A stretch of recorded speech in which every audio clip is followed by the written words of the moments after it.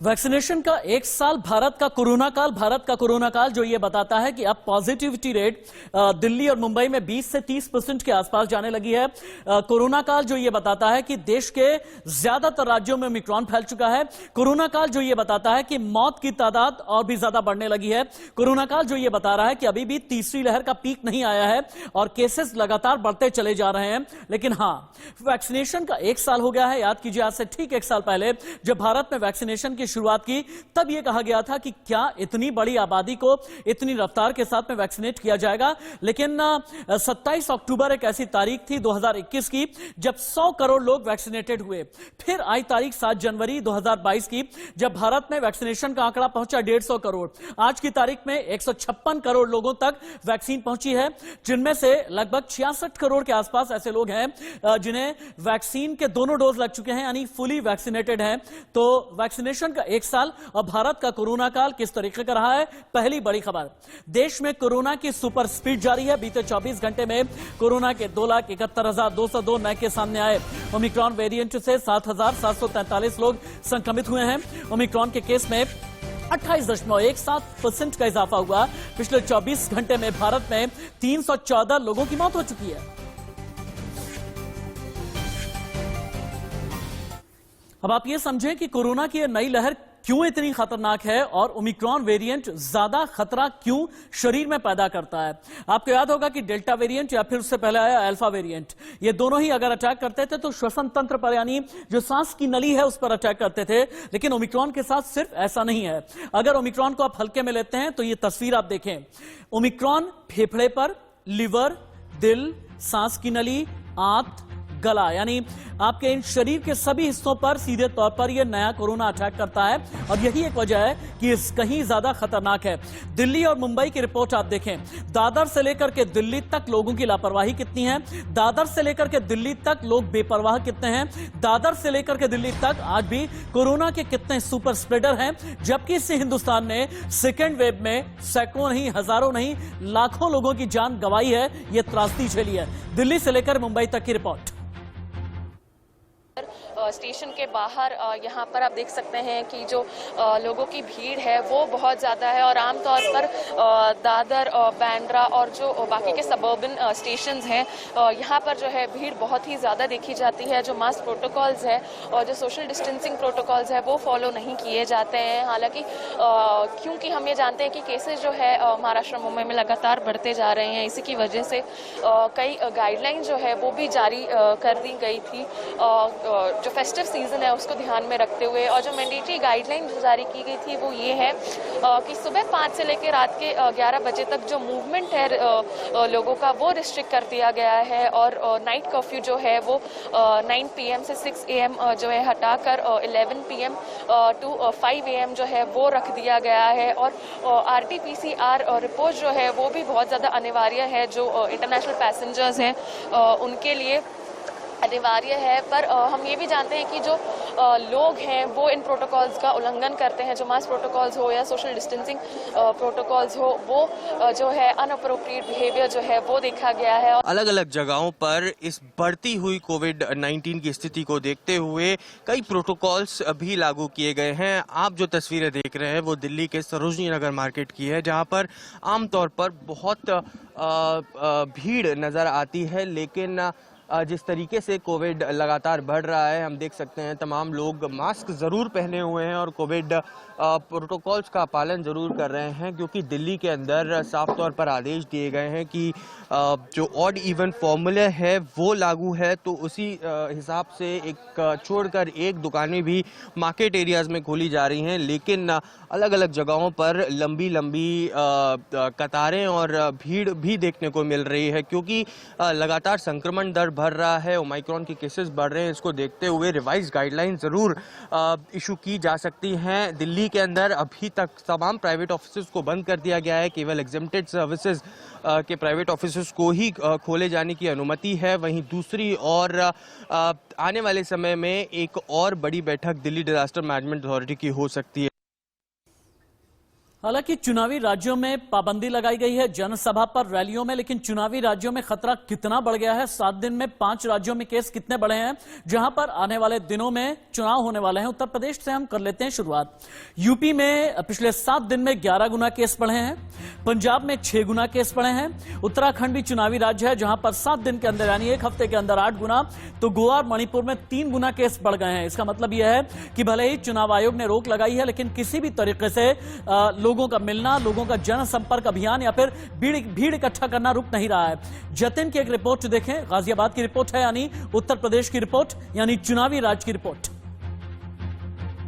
देश की राजधानी से सटे गाजियाबाद में मौजूद हूं। हम इस बात का रियलिटी चेक कर रहे हैं कि लोग नियमों को कितना मान रहे हैं। कोरोना संबंधी नियमों की हम बात कर रहे हैं। मोहन नगर इलाका है, आप देखिए काफी व्यस्त ये इलाका है और ऐसे लोग जो हैं वो जाहिर है परेशानी बढ़ाते हैं। भाई साहब मास्क क्यों नहीं पहना? मास्क है यार, अभी सिंगल भैया पहन लो, मास्क बहुत जरूरी है यार। ले तो देखिए मास्क, 1 मिनट रुकिए, देखो ये इस तरह के हालात जो हैं जब सामने आते हैं, लोग मास्क नहीं पहनते हैं तो वो चिंता बढ़ाते हैं और साथ साथ परेशानी भी बढ़ाते हैं। तो ऐसे लोगों से जब पूछने की कोशिश की जाती है तो वो भागने के लिए तैयार होते हैं और यही तस्वीर हम दिखाने की कोशिश आपको यहाँ पर कर रहे हैं। निश्चित है ऐसे लोगों से जब सवाल पूछा जाता है तब क्या वो जवाब देते हैं। भाई साहब क्या नाम है आपका? नाम? हाँ जी, 1 मिनट नाम बता दीजिए। मैं तो नाम पर्सनल कुछ कर रहा हूँ, उसके बाद बता रहा हूँ मैं। अच्छा मास्क क्यों नहीं पहना ये बता दीजिए। एक्चुअली मैं मास्क ले लाइयो, मेरा मास्क भी हो, मैं भूल गया पहनना। चलिए इन्होंने गलती मान ली, लेकिन ये बताइए मास्क जरूरी है और हम उसी बात की जागरूकता कंपलसरी है। सॉरी, हम मास्क पहन लूंगा जी। तो देखिए एक शख्स और मिले जिन्होंने मास्क नहीं पहना था और गलती मान ली। वो देखिए सामने भी एक ऐसा ही शख्स जो है वो हमें तस्वीरों में नजर आ रहा है और कैमरा देखते ही वो देखिए कैमरा देखते ही वो शख्स जो है निकल गया। आज हम आपको सुनवाएंगे कि किस तरह के जो बहाने हैं वो लोग करते हैं।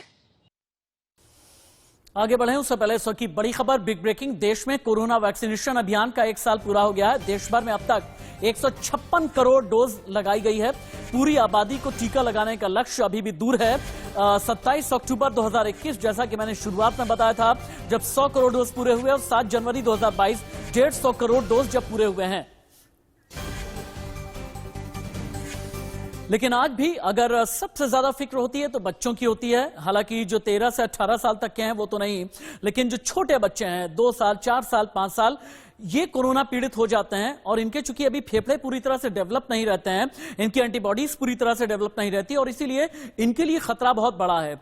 लेकिन बच्चों में को अगर कोरोना हो जाता है तो फिर आपको क्या करना है और क्या नहीं करना है, आप देखें। अगर कोरोना पीड़ित बच्चा है तो आप क्या क्या करें। डॉक्टर की सलाह पर दवाओं का इस्तेमाल आप करें, यानी सेल्फ मेडिकेशन आपको नहीं करना है। ORS, पानी, नारियल पानी, जूस या सूप पिलाएं ताकि हाइड्रेटेड रहे बच्चा। पानी की या लिक्विड की किसी भी तरीके से कमी ना रहे। अगर थर्मामीटर में 102 डिग्री फ़ारेनहाइट से ज्यादा बुखार होता है तो बच्चे को स्पॉन्ज बाथ आप दे सकते हैं डॉक्टर से पूछ करके। कोरोना पीड़ित बच्चे का ऑक्सीजन लेवल आप हर 1-1 घंटे पर नापते रहें, ज्यादा अच्छा रहेगा। बच्चों को हवादार कमरों में रखें, अच्छे वेंटिलेशन में रखें, क्रॉस वेंटिलेशन होना चाहिए। गले में अगर बच्चों को खराश होती है तो उन्हें गार्गल करना, यानी नमक के पानी से गरारे करना उनको सिखाएं किसी भी तरीके से। प्रोटीन और न्यूट्रिशन से भरपूर जितना भी खाना होता है बच्चों को खिलाने की कोशिश करें और जंक फूड बिल्कुल भी ना खिलाएं। अजय जांडियाल जम्मू से लाइव रिपोर्ट दे रहे हैं और बता रहे हैं कि कैसे कोरोना से लड़ने की तैयारी है, कोरोना के खिलाफ जम्मू की तैयारियां क्या हैं और इस तैयारी में कितना इनोवेशन है, यानी नया तरीका अख्तियार किया गया है। देखिए,